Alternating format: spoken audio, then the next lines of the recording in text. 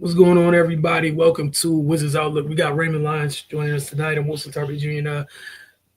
Look, Ray, we've been talking positive about the Wizards as of late. It's always up to them to dictate in terms of the discussion.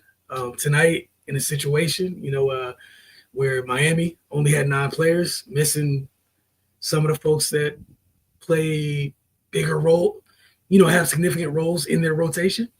Um, Bam breaks the franchise record as the Heat down the Wizards 106-90. So Miami get off to a good start, in the first quarter. But it was really that second quarter where we saw Miami's defense. They only gave up 12 points in that quarter. They kind of took control of the game. We saw Washington fight back in the third, but the damage had been done, honestly.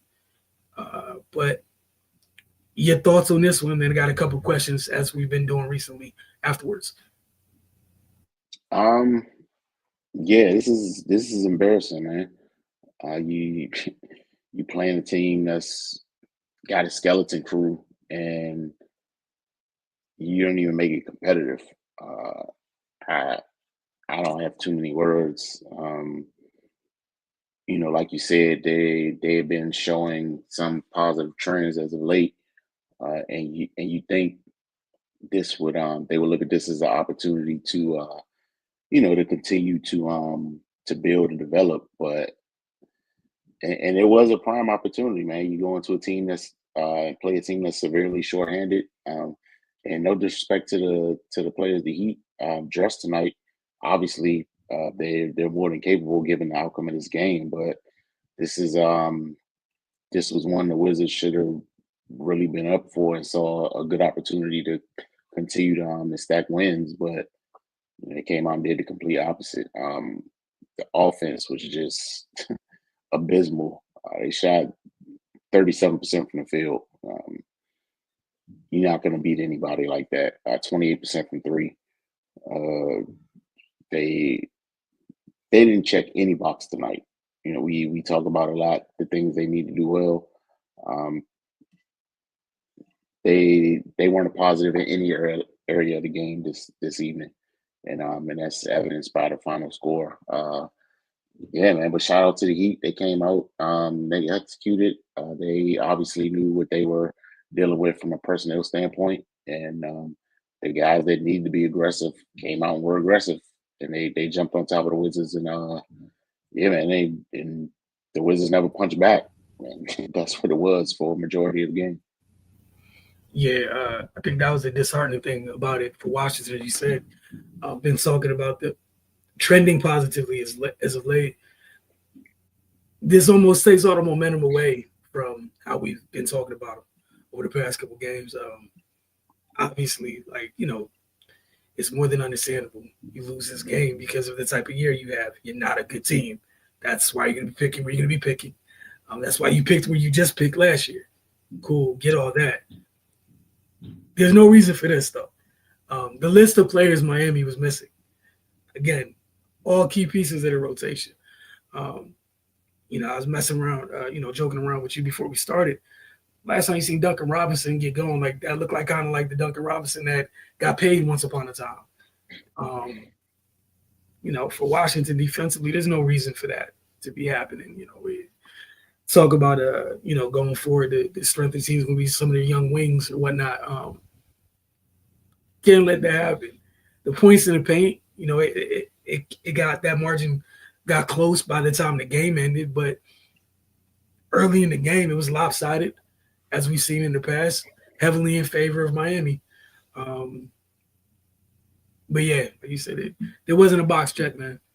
It just it just truly was not a box check in any shape, fashion, or form. Uh, they get to come home, get a day to breathe a little bit. Then it'll be hosting the Utah Jazz. But this one, like you said, is just for me, just disheartening to say the least. You know, say Bam, Herculean effort, 40, 30, you know what I'm saying? Something crazy like that. I could maybe understand it like that. That's an Olympian. It's a gold medalist. Great. But 10 of the 15, he had 19 points and 15 rebounds. 10 of the 15 rebounds he had in the first half. He had that by halftime. But player of the game for you, right? Um, I go Bam. Uh, yeah, I mean he was clearly the most dominant person on the floor, and shout out to him for breaking the Heat double double record. Yeah, same here. And to do it in the first half, I know that's something he's been chasing. He talked about it after the game. The in broadcast announcer or whatnot. But he was just happy to get that done with. Something's chasing, I ended up watching the broadcast. So Ronnie Cycli was indeed talking. He was on air being interviewed during the historic moment when he got that rebound. Um, but let me just get this up on the screen real quick to explain what Bam did.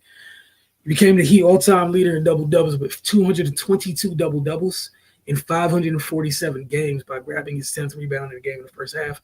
Bam has 31 double-doubles this season. Uh, the Heat have had some very decorated players play for their franchise. Uh, to be at the top of any statistical category, let alone something like that, is huge. Shout out to Bam Adebayo for that. Obviously, he has the luxury of stay the remainder of his career, moving that number, raising that number as far as he can. But shout out to Bam for that X factor in this one, right? Duncan Robinson came off the bench and was just letting it fly.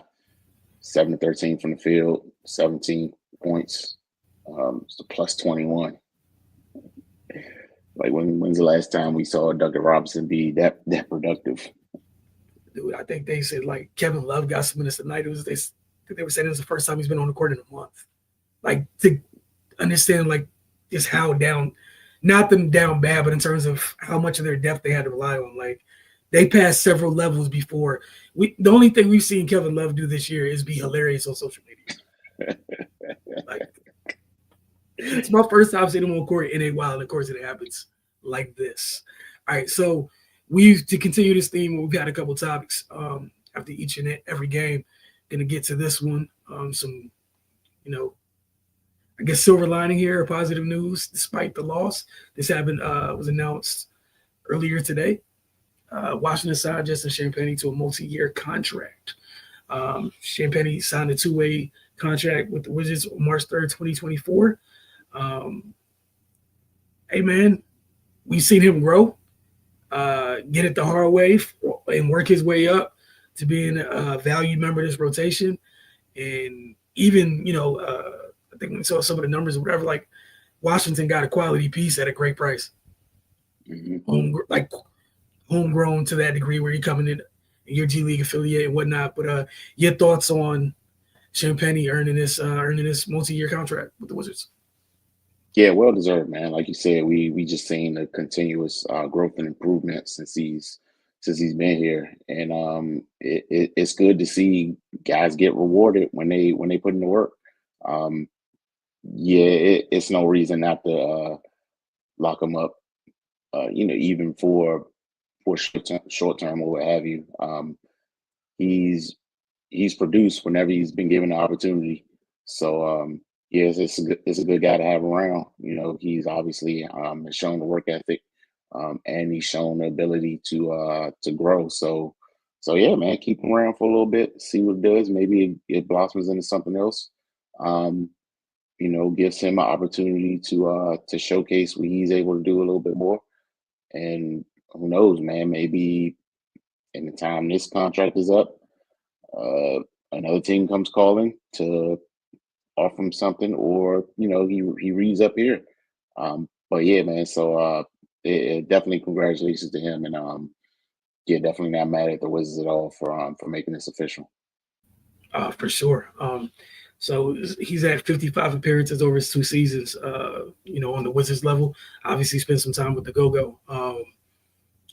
In 40 games this year, he's had 15 starts, career highs in points, 7.5, 4.6 in rebounds, and in field goal percentage, shooting 50 from the floor and 37 from three will get you minutes. And we know he plays on both ends. I think was it the last recap we were talking a little bit about. I'm trying to think, like say Washington get number one pick, some other candidates or what have you. Signing Champagnie is one of those things where it gives you that roster flexibility. Depending on whatever happens, That's a quality guy in your rotation at a great price.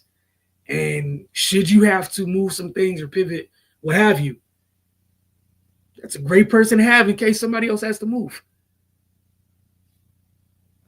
And he's been one of the most consistent members of the Wizards this year. A lot of people in and out of the lineup. Obviously, you got the three rooks. You got Bilal, the second year man. But he's been pretty consistent in capitalizing and making the most of each and every opportunity he's gotten. So shout out to him and well deserved. We will check in with you guys next Wednesday evening when they host the Utah Jazz back here at Capital One.